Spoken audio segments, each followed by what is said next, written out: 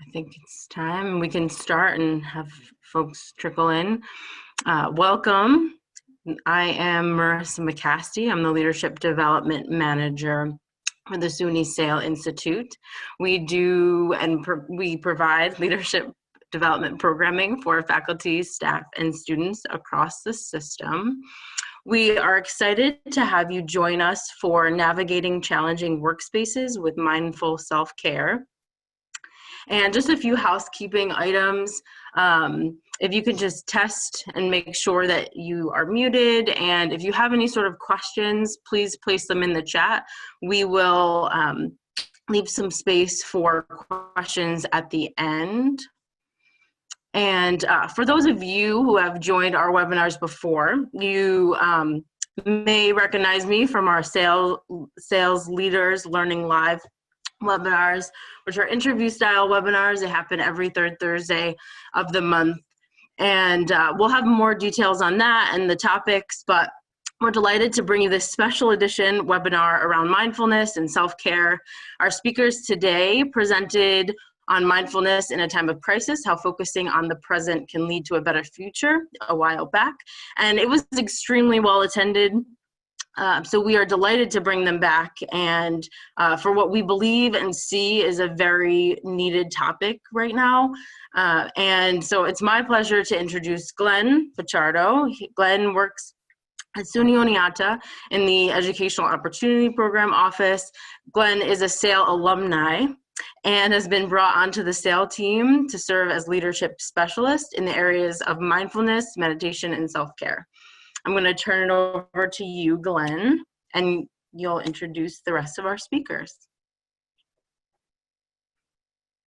Thank you very much, Marissa. I just want to shout out that Marissa is actually also an alum of SUNY Oneonta, so go Red Dragons. Woo. All right.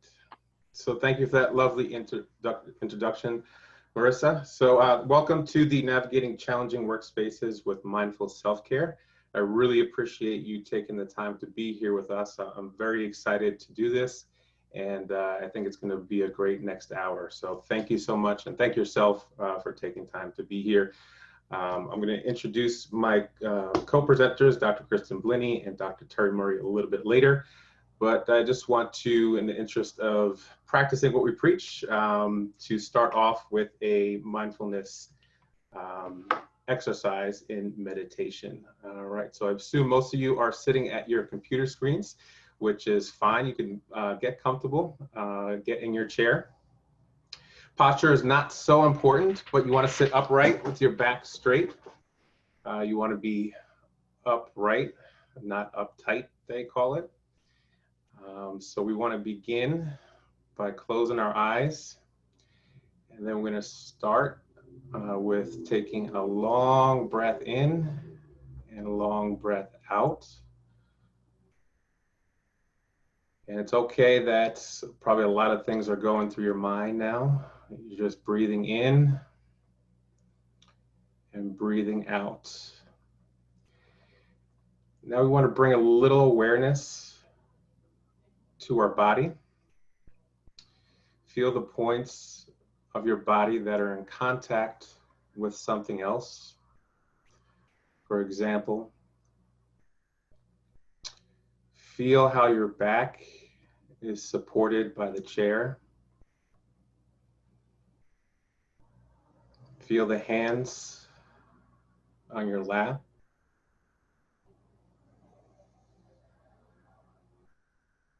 You can feel your feet on the floor.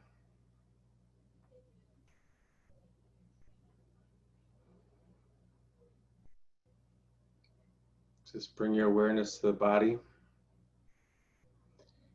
If you can bring your awareness specifically to your shoulders. We carry a lot of stress in our shoulders.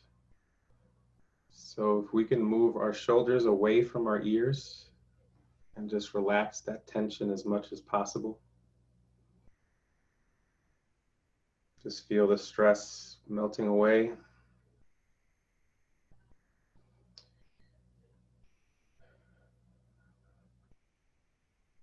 Bring your attention back to your breath. Again, big inhales and big exhales.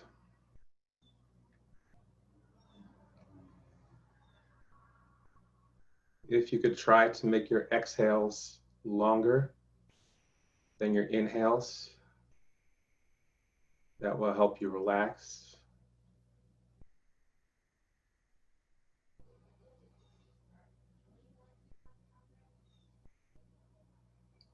Feel your body relaxing and feel your energy settle into this moment.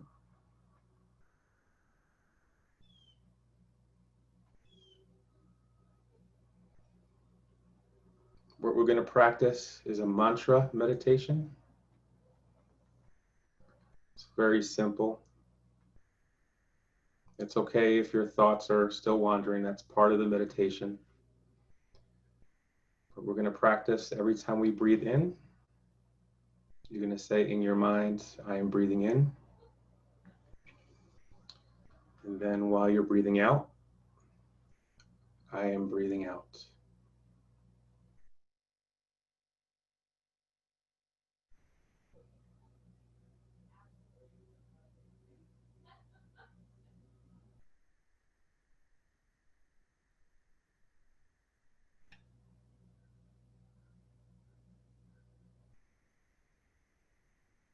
Again, if your mind wanders, that's fine.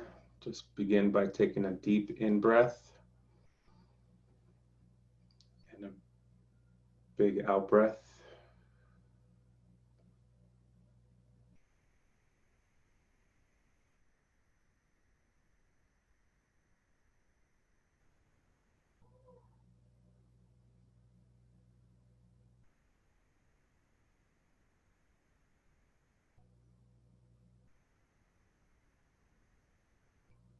Again, if your mind wanders, gently use your breath as an anchor into the present moment.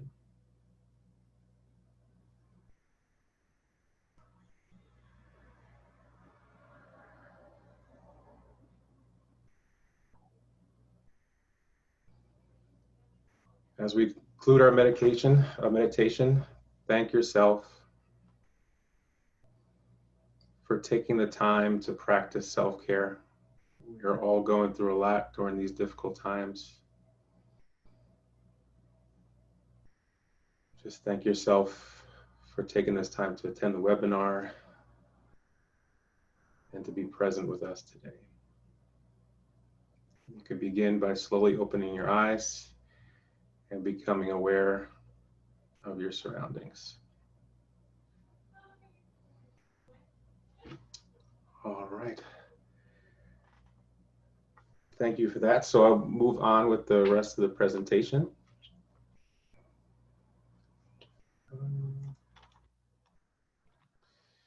So like I said, I'd like to introduce my two co-presenters today. I'm very excited to have Dr.Kristen Blinne, who's a colleague of mine over at Oneonta. She's Associate Professor of Communication Studies. She also is a certified yoga and meditation teacher. She's also the member of the Mindfulness Education Network, as well as the National Communication Association and the Association for Contemplative Mind and Society, which is the professional organization for mindfulness in higher education. Also, she's a recipient of the 2019 National Communication Association Presidential Citation for Service. And she's so humble, she probably has a bunch of different awards, but she just limited it to one.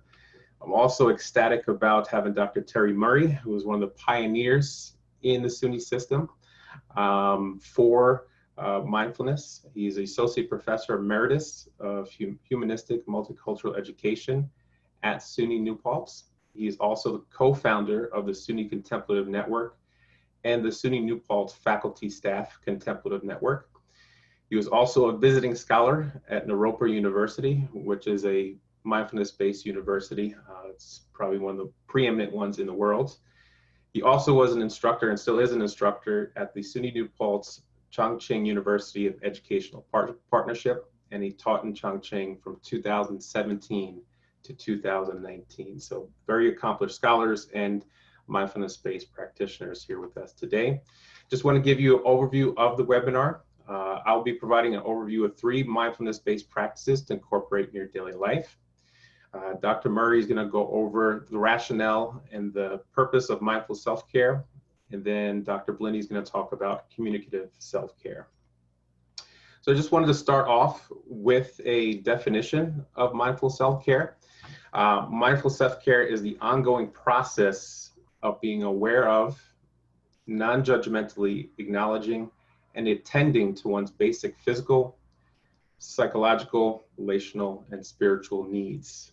It involves both intentionally nurturing attitudes and forming behaviors that promote care of oneself and the care of others. That interesting duality there. Self-care is just not about self.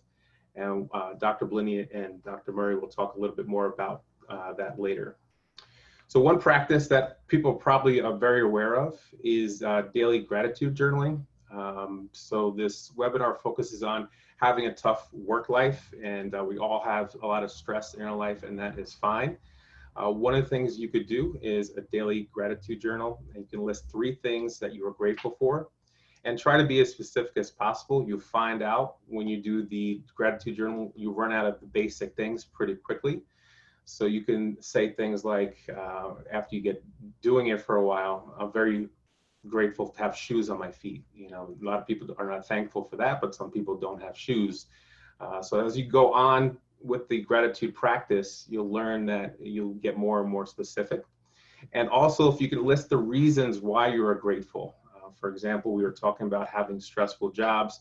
I think all of us have some level of stress at our jobs. You could say, even if it's very stressful, that you're grateful for it because your job usually provides you health benefits, a salary, and retirement benefits as well. So those are things that you could do to inspire gratitude. And why inspire gratitude?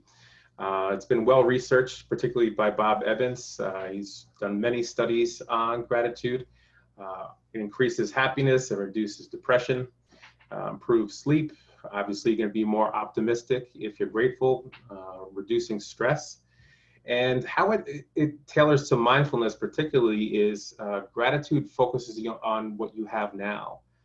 The human condition is always wanting more and more and more, whereas gratitude brings us back to the present, what we already have, and being grateful for what we have. So it's definitely rooted in mindfulness-based practices that way. Obviously, we just completed a meditation. There's many different types of meditation. For example, a lot of you probably experienced your mind wandering. It's the middle of the day. People are thinking about what's going on for the weekend, what they're going to do Friday night, worried about their job, their kids. A lot of things are on your mind, so that's normal and natural, but there's many, many different types of meditation. One we did was breath-based mantra meditation, which is just one of the different types. And you don't have to have a long meditation practice. Meditation can just be one conscious breath, where again, you just breathe in and you breathe out. And if that little breath right there can make a big difference between all the crazy thoughts that are going on in your head and having a healthy, productive day. There are many resources. If you're just getting new to meditation, that is fine. There's a Headspace app, Waking Up app, plenty of YouTube videos. There's a website by 10% Happier. Dan Harris does that website and also has a great app. And why is meditation important? Obviously, again, to bring it back to the topic of the webinar, is mindfulness focuses you on your locus of control. If you think about your job or your stressful life, where does that stress live? Where does that fear, where does that anxiety, where does that anger or frustration even live? When we focus on that, we realize all of that exists within us. And we have to focus on what we can control, and that's basically us and ourselves. So it's very hard to control our outside surroundings. And what mindfulness and meditation does is bring us into our own being, which makes us responsible for creating our own inner happiness. Again, and it gives you the locus of control back to yourself, which gives you a sense of agency and empowerment. And all meditation is when you start meditating, you realize that your mind's all over the place. It's hard to calm your mind down. And all meditation is mindfulness training for your brain. So you're basically focusing on one object. Again, it can be your breath, your mantra. You can focus on your body. You can focus on a candle flame, a bell. There's many different types of meditations. And all it does is focus your brain on the present moment. And it gets us away from our default mode. The human condition is being lost in thought. Meditation takes us out of that stream of consciousness and allows us to be an observer of our thoughts, not be wrapped up in them. And then the last thing is, this is a lot of fun, mindfulness-based activities. Many people might think of mindfulness just as meditation. Yes, it is. It does incorporate meditation, but also any activity that gets you into the present moment, any activity that doesn't require expectations, goals, require you to be productive. If you play sports, this is what's called being in the zone. If you garden, for example, just getting your hands in the dirt, just really coming back to your center. Art, I was an art major in college. I mean, just getting lost for hours, just doing that. Music, either playing music or listening to music, reading. These are all mindfulness-based activities. Take the example of reading a book. Have you ever read a book and you've went down the page and you realize you haven't read, didn't understand anything you just read? That's being mindless. You're being lost somewhere else. When you're wrapped up in the book and you're turning the pages and you just get done with the whole book at one sitting, that's being mindful. When you're completely wrapped up in the present moment. And these activities serve dual purpose as well. These help you relieve stress from work, which is what we're talking about today. And again, it also helps retrain your mind to focus on the present moment. So these are just 3 practices that you can incorporate into your daily life to deal with a challenging workspace. So I'll turn it over to my colleague, Dr. Murray, who's going to talk to you a little bit about the importance of mindful self-care. Thanks, Glenn, and thanks, Marissa.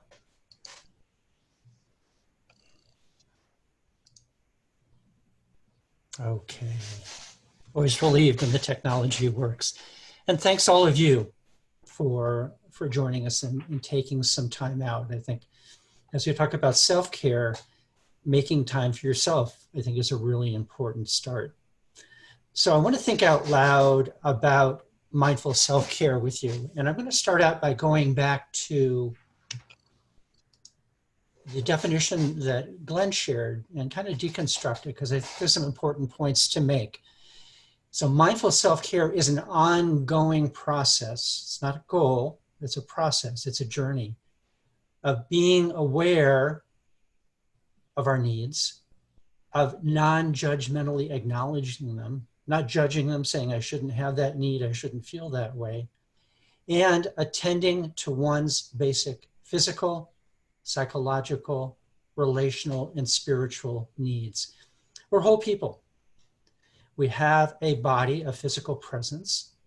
Sometimes we're not aware of it until it reminds us with aches and pains, or we feel tired, or we feel overweight, but we're physical. We live in our mind a lot of the time. Relational, we're social beings. And however we define it, we have a spiritual dimension. So mindful self-care involves both intentionally, and that word is in there, intentionally, both intentionally nurturing attitudes and forming behaviors. So we need to look at the way we think and feel, as well as try out some new behaviors that will help promote care of first ourselves, and then when we've taken care of ourselves, care of others.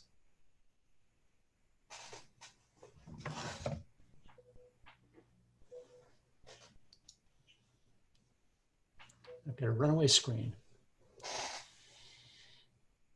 So on the left, you're going to see a series of keywords I want you to think about, and then some points to explore around them. So we're going to think about this idea of selfishness, versus self-care. And so a lot of times we feel like we're stuck in this cycle of chronic stress because we can't prioritize ourselves. If we see self-care as being selfish or self-centered, it's hard to pull out of that cycle. So selfishness. Selfishness involves acting to satisfy our desires at the cost of others. If we contrast that with self-care, it entails addressing our essential needs and health so that we can be present for ourselves as well as others. So if we don't take time to take care of ourselves, to stay healthy, how can we be there for other people? For our family, for our friends, for our colleagues, to the people we serve. So one way of breaking this cycle of just constantly feeling helpless and feeling like we have no control is to move from feeling selfish about taking care of ourselves to understanding that's absolutely essential.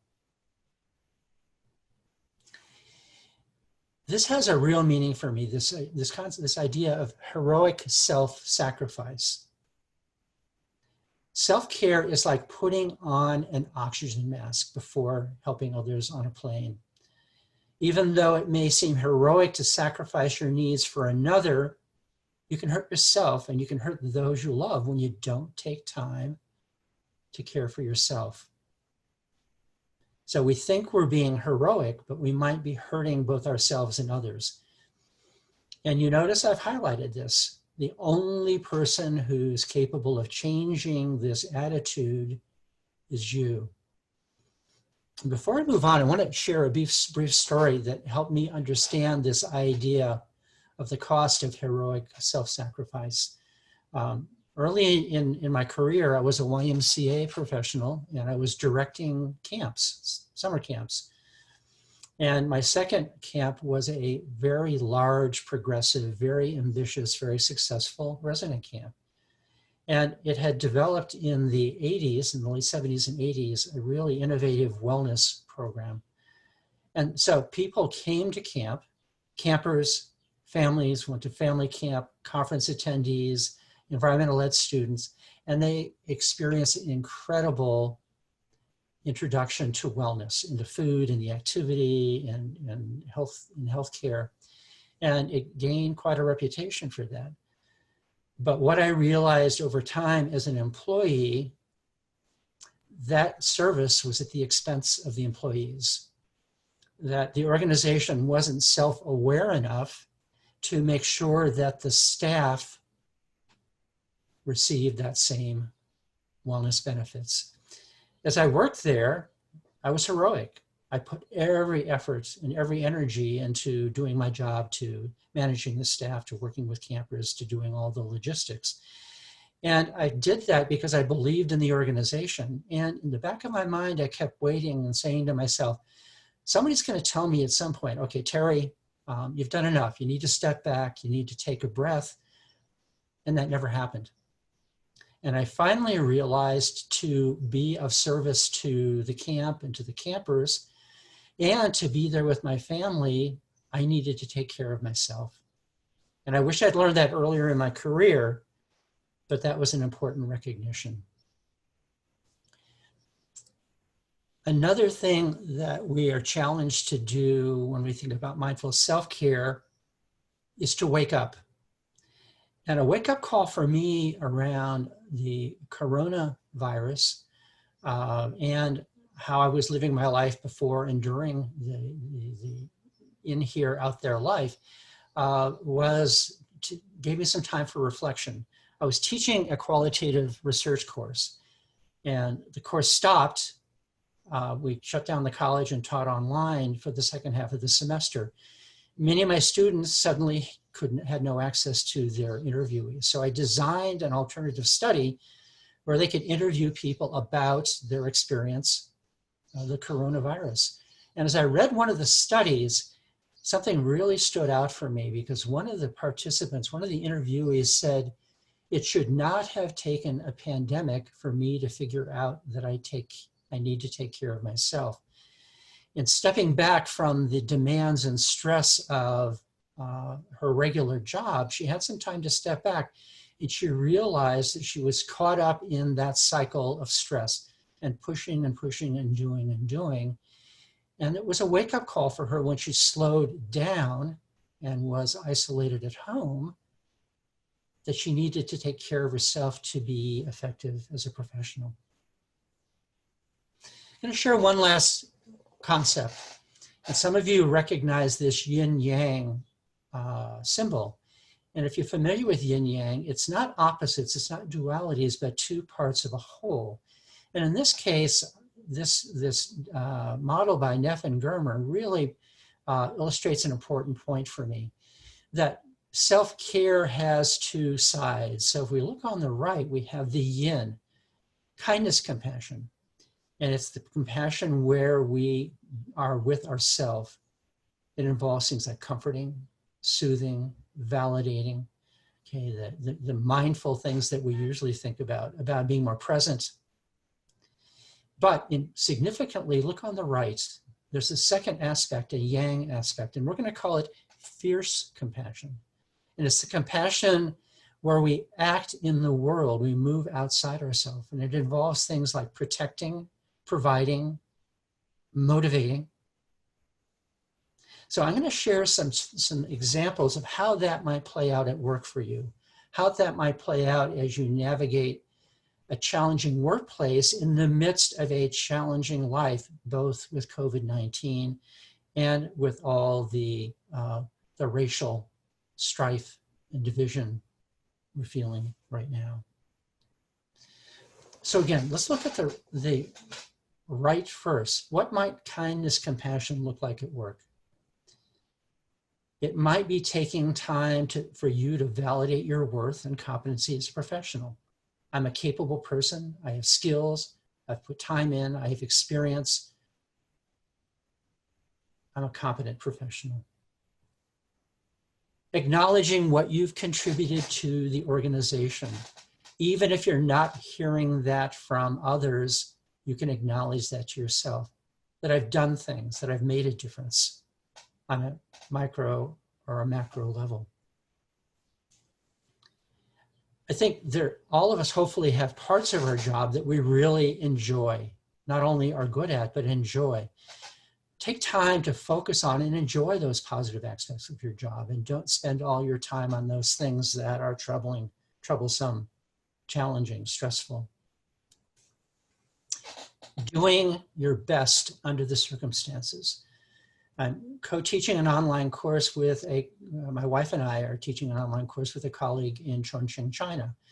And we've agreed, with all the challenges we're facing technologically, teaching online, that all we can do is do our best. And all we can expect from the students is to do their best under the circumstances. And finally, kindness and compassion. It goes back to this idea of wake-up calls. Listening to and responding to your body's wake-up calls. We receive them and we ignore them at our peril. The tightness in the stomach and the back and the neck, the heart rate, the sleeplessness, all of those things are our body telling us, you need to attend to this, you need to find a way to address it. And if we don't listen to the wake-up calls, they just get louder and louder.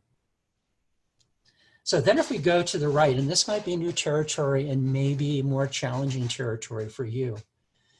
The first part of fierce compassion is being able to say no. And you can say it gently but firmly, but there are times we need to say no when a request seems unsafe or unrealistic or just too much, given everything else we're doing, given the demands on us, giving us where we are physically, psychologically, emotionally.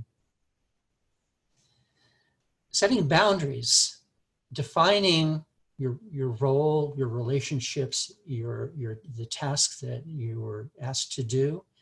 And if it feels like you're being pulled outside those significantly, working to negotiate and reestablish those. Speaking up. Speaking up when you have an opinion, a suggestion, or concern, and don't just say, okay, I'm going to be quiet, I'm going to suck it up, and not say anything, even though I know there are things that are challenging me, troubling me, that I have a strong feeling about. Advocating for self and for others. Sometimes in our role, if it's a managing role, sometimes it's hard to put ourselves in the shoes of our employees. Or if we're an employee, putting ourselves in the shoes of our clients, of our students, of the people we serve. How can we advocate for ours and for them from what we understand about them? And then finally, protecting what is most important to you, your health and your family. If we don't take care of ourselves, we end up not being able to serve and take care of others, our family, our colleagues, the people that we serve. So, kindness, compassion, fierce compassion. So before I end, I'm going to ask you to take a moment to look at this diagram, look at these concepts, step back a little, not react to it, but take it in and see if you can identify one form of kindness, compassion, one form of fierce compassion that you can intentionally work toward implementing in your life. So we'll just kind of sit here for a minute, take a breath in, a breath out, and just sit with the yin yang of self-compassion.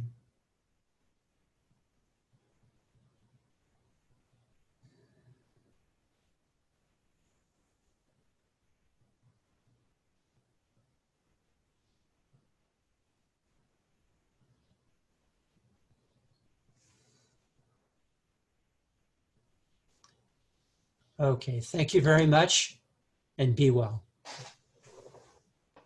Thank you, Dr. Murray. I appreciate that. So as Dr. Blinne pulls up her slides, just want to reiterate how amazing you are and how much knowledge that you share with me and with everybody. Again, if you want to get in contact with Dr. Murray, you can contact Marissa at SUNY Sale.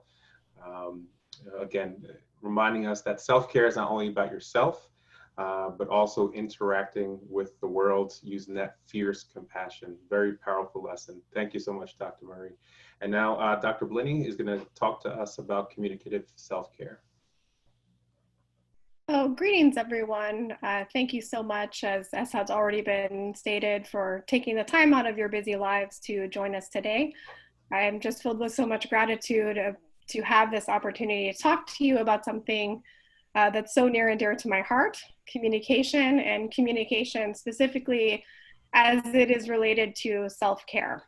So I do a lot of work with what I would call mindful communication or contemplative communication, but when I apply it to the idea of self-care, I think about it as a kind of communication where we engage in self and other care in and through the communication itself.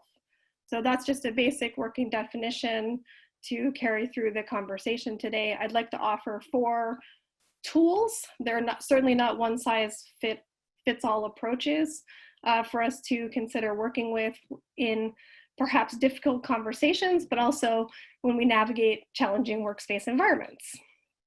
So before I launch into those 4 tools, however, I'd like to just put forward 2 propositions to help shape the journey. I like to think of propositions as invitations. They're not rules or guidelines or tenets, just ideas for us to consider as we have this conversation. So the first is every communication interaction creates, maintains, or changes a given relationship. What I mean by that is that whenever we are engaged in an interaction with someone or multiple someones, depending on the circumstance, what we say and do does something to that relationship. It has the capacity to enlarge or diminish. It can be generative or degenerative. And depending on what we say or do, it can actually become a kind of critical moment in that relationship where the relationship can no longer be what it was before. And in other words, we could say something very harmful, like for instance, if someone says, I no longer love you anymore, that does something to that relationship. A whole new world is created between those people. That's a pretty extreme example in this case, but it gives us some indication that our words matter. They have an impact. which leads me to the second proposition, which is most, if not all, communication has an afterlife. I'm leaning on communication scholar Barnett Pierce when I say this. This idea of impact and afterlife is that our interactions ripple in our lives, and it could be for a very short time, depending on the interaction itself, if it's more low stakes versus high stakes. So how close are we to the person? What is the status of that relationship? There's a lot of complexity involved there, but someone can say something to us that we might continue to hear for several hours after the interaction, for the rest of the day.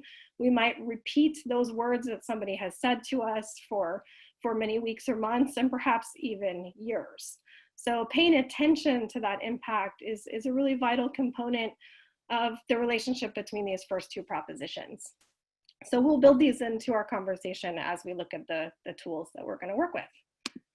So the first one, and I'm leaning on Dana Casperson's work when I discuss these 4 tools for communicative self-care. Dana Casperson does a lot of scholarship focused on conflict resolution, particularly looking at conflict as a place of possibility. So one of the key points that I like to work with in my day-to-day workplace life, especially because our workplace environment, the relationships that we have within them, they can be quite long-term.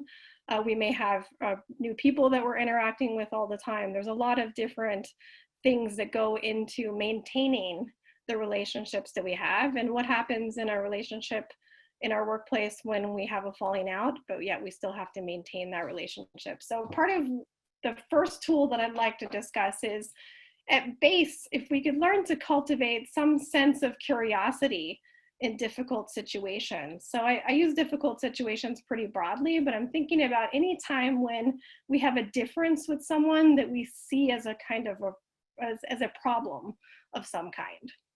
So it's really when we think about a difference as a problem. So how can we think about creating curiosity about the situation? For me, curiosity is really about our desire to learn more. To recognize that we may not have the full picture of any given situation, and yet we want to still uncover more insight to help us understand the context of the interaction. So there's some questions that I like to think about in regard to this idea of cultivating curiosity. And this is a lifelong practice. It can be very difficult to do in the heat of a moment, especially in an argument or a disagreement where our passions are high. But if we can take a step back, this is the mindfulness part, right? Is to think about what's actually going on here. What might I not be understanding about the situation? What other choices or paths of action are possible? What are both the parties needing or wanting in this interaction? And then what can we do or change about the interaction so that we might come to a space, not necessarily even of common ground, but a way that we can continue the conversation and not have it just shut down. So I like to think about that, and how do we actually start practicing this in our daily lives? It's one thing to just say, well, let's cultivate curiosity. It's another thing to actually do it.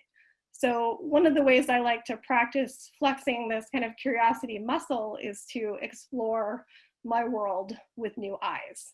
So I could take something as simple as my office space that I'm in right now. It's very easy for me to take for granted the things that are on the shelves and how things are organized, because I'm here and I'm in it a lot. And so it becomes kind of a space of autopilot for me, unless I actually take the time to look around and notice what's here and how I'm engaging with those things. The same is true of any kind of communication interaction we might have.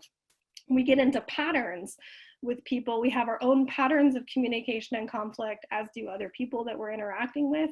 And we can easily get automated in our interaction and take for granted how we respond or react in any given situation. So anytime that we can actually look at something in a new way, from a new angle, will help us continue to cultivate curiosity.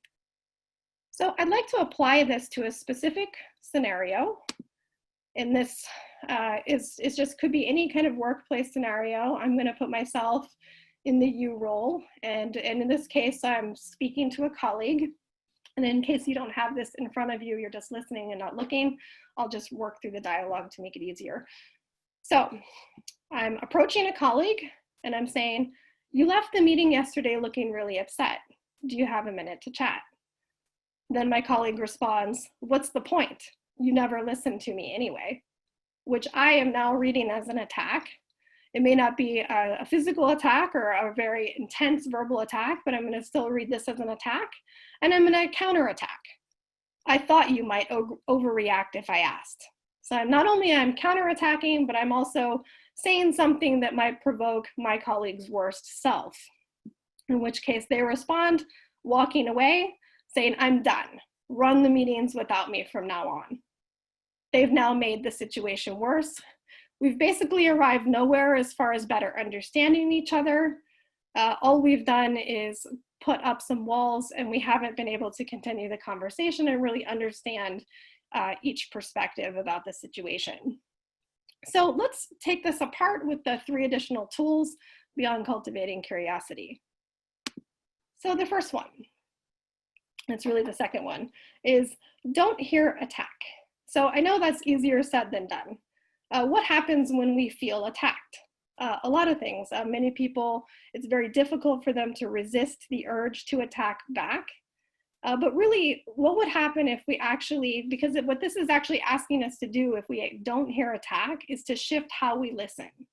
In other words, what would we be hearing the person say if we didn't hear the attack portion of it? So if we use that scenario as an example, we could say the colleague responded to me by saying, what's the point? You never listen to me anyway. But if I weren't hearing attack, what I might hear them say, and again, we need more information in the context, is I have something important to say and I do not feel heard. So because they're saying, what's the point? You never listen to me anyway, they're directing it to me personally. I could take that personally, and in my fictional scenario, I did. But what would it mean for our interaction if I actually said they don't feel heard? How can I actually be a presence and help them feel heard? So as far as thinking through a self-care practice that can help me change my relationship with a communication interaction when I feel attacked, is I like to tune into my breath and body. Now for me, I feel like criticism is very much felt in the body. So when I feel attacked, a few things happen. I tend to either breathe more shallowly, I might even hold my breath, my temperature might rise, I might start clenching things. I notice I clench my toes, or I have tension in my abdomen. So my body starts to give me cues about how I'm feeling in that moment. And so over time, what I've started to do is really to pay attention to those cues in all of my communication interactions, to notice kind of what's the energetic landscape of this interaction, and how am I responding in an embodied way. And so that helps give me some information so that I might listen differently to the situation and not just come back with that visceral reaction of counterattack. So let's build on to this with the third piece. Talk to the other person's best self. We saw in the fictional scenario that I counterattacked to my colleague and I said, I thought you might overreact. Another way I could have approached that, so instead of provoking their worst self, talking to their best self, going in the route of enlarging more than diminishing, I could have said something like, I had no idea you felt this way, right? So I could shift my communication approach so that I might nurture doubt in my own kind of rigid stance or certainty, like my certainty that I knew that they would overreact, so that I could create some common space for basic goodness.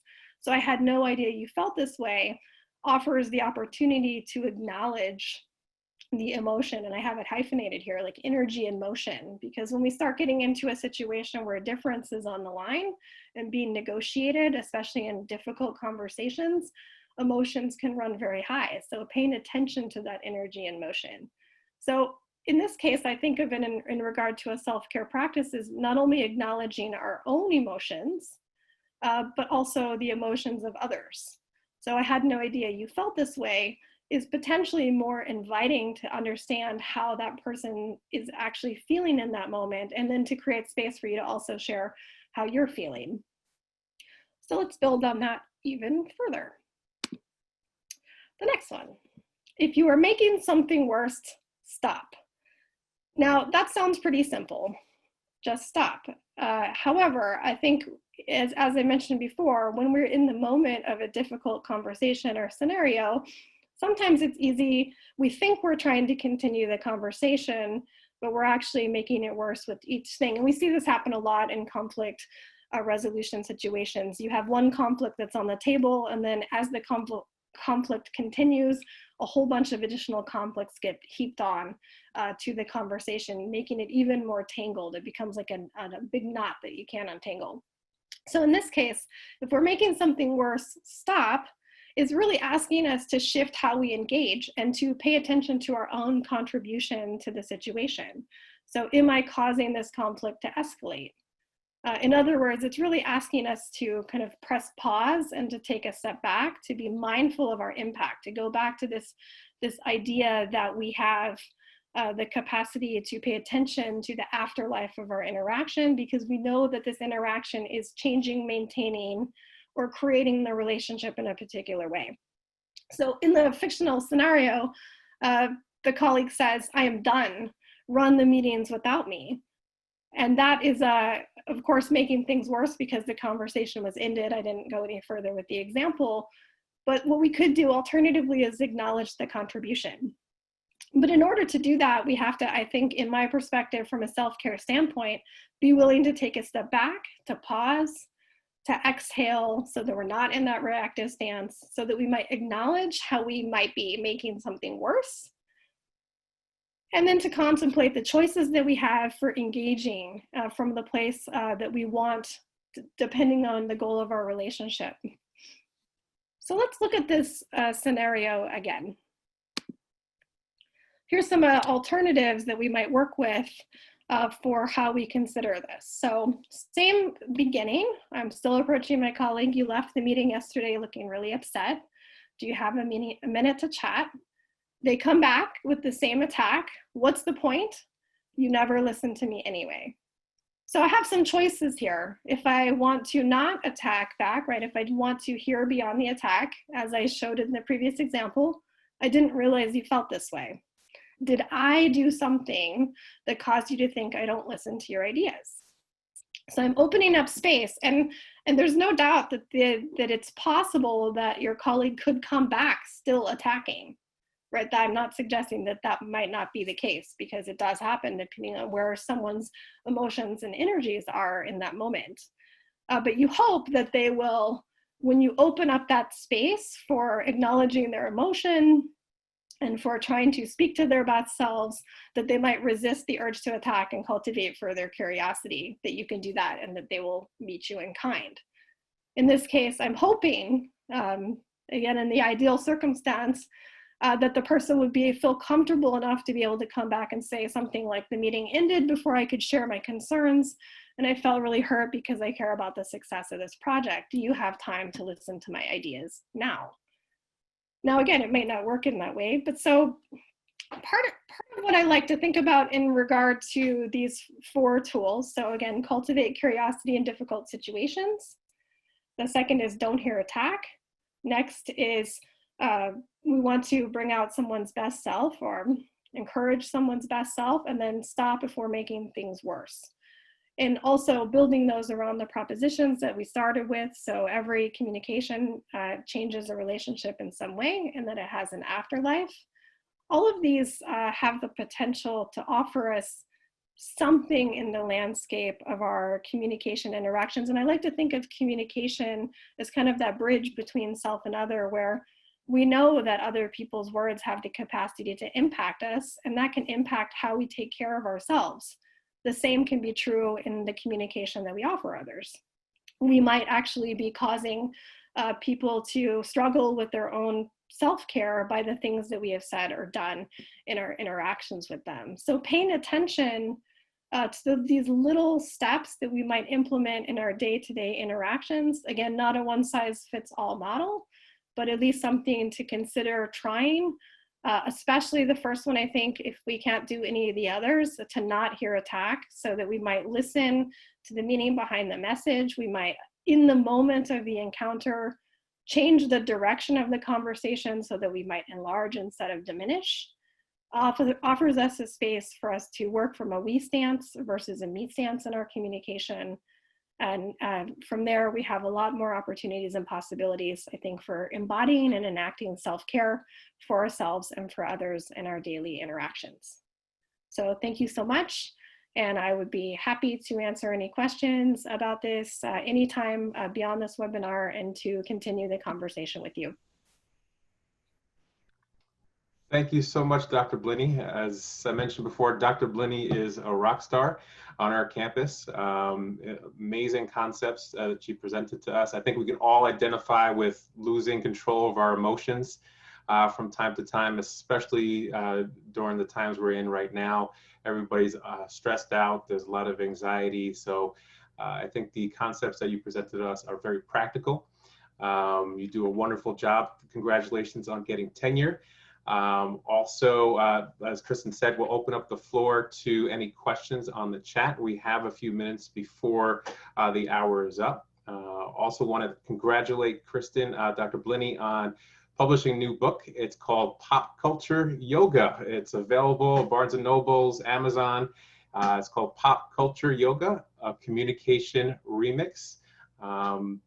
Kristen is one of the foremost thinkers and writers on the field of yoga and does a lot of work as a certified yoga instructor. So I don't see any questions as of now. Thank you again, Dr. Blinne. I'll turn it over to Marissa to end our webinar.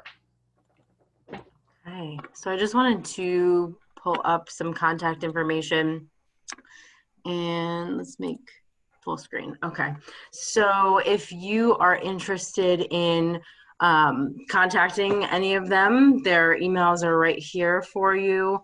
And we do have upcoming webinars. We have our June 10th webinar on leadership in times of crisis. What are we learning? And then on June 18th, we'll be back, the personal and organizational resilience. That's part of our Leaders Learning Live series. So, and to register for any of those, you would just go to our website and sale webinars. There's still time for questions, so feel free to get those in the last few minutes as I'm talking here. But you can also follow us on Twitter, and if you want more information, we have a lot of good resources, including a blog on different topics. So if you go to sunysale.org, you'll be able to find all of those things there. This webinar will be recorded, so we will have it up on our website next week for you to watch again or to share with anyone that might be interested. And I'm just going to stop share and see if there's any sort of questions in the chat that we can get to. Oh, thank you, Joyce. So Joyce Akinmola, she is our graduate assistant. She has put in the chat a link to our survey monkey for this particular webinar. So please give your thoughts to us, any sort of future topics around self-care, mindfulness that you would like to see. We are always looking to better serve you, so please fill that out for us. And we have a congratulations in the chat for Dr. Blinne. And then the slides we will send out to all of the folks that registered today. So we'll have that for you. And Jeannie, thank you. She appreciates the content. So yes, thank you very much for all of your expertise. And I got you, Jenny. She said, thank you for saying my name right. But yes, thank you to all of you, the experts. This is very much needed. And I know I had a lot of takeaways from this. So we look forward to seeing you all again, either June 10th or June 18th. And enjoy your day. Thank you so much. Thank you.